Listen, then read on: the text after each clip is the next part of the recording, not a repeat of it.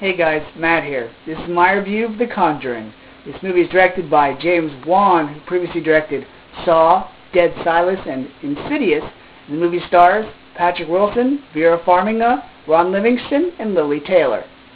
The plot of this movie is Lily Taylor and Ron Livingston play Roger and Carolyn Perrin, a family who has 5 daughters, and they move into this new house.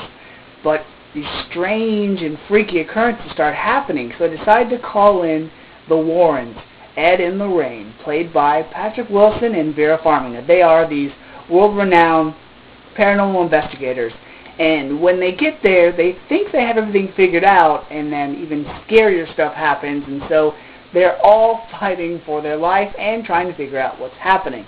Now, the cool thing about this movie is that it's based on a true story. So going into it, I was like, okay, Patrick Wilson is going to be the main character. That's cool because he was great in Insidious, but I just hope they don't try to make this another Insidious movie.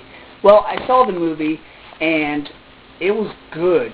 It was actually better than I thought it was going to be.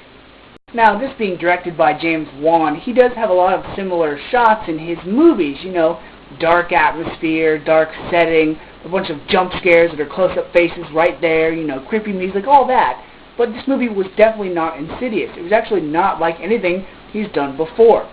Now, good thing about this movie was that all of the actors involved felt like co-stars. You know, there wasn't one main character. You had Ron Livingston that had his share of the movie, and then Lily Taylor, who definitely had her share of the movie. Also, the stories, I liked how they paralleled each other. You know, you weren't just dealing with this couple for this half of the movie and then this couple the other half of the movie. They went back and forth. So while they introduced you to the Warrens at first, then they went to Roger and Carolyn in their house, them settling in with their 5 daughters and whatnot, and their lifestyle. And then it would cut back to the Warrens and things they were going through and their lifestyle and their business and whatnot. And so I liked how they went back and forth, and eventually both couples came together for this one cause. Now let me talk about the scares. Thanks to James Wan, I love how, even though there are similarities in his movies, he doesn't scare you the same way twice. For instance, this movie does, you know, have it, you know, when a demon first introduces itself in movies, you know how you'll have, like, you know, banging on a wall, or a door creaking, or a door slamming, or noises or whatnot. That's in this movie, but it builds up towards even better and more intense scares. Something else that James Wan does in this movie that I really thought was interesting that I hadn't seen before was, instead of doing these basic, you know, okay, bang, loud noise, okay, we're going to change the scene so you're not going to get another scare for like 5 minutes, and then boom, another scare. No.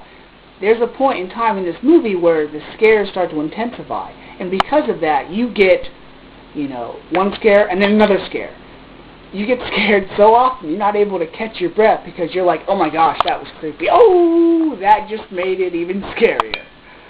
Again, this movie was so unique that it did have elements of things you've seen before, but this movie was so well done with both the acting and the camera angles and the cinematography and the music and the basic plot that it was so unlike crappy scary movies like Possession and Last Exorcism Part 2 and all that stuff that really could have been straight to DVD. So because this movie was unique and it was very scary and it was great, I'm going to give The Conjuring an A-. Good job, James Wan.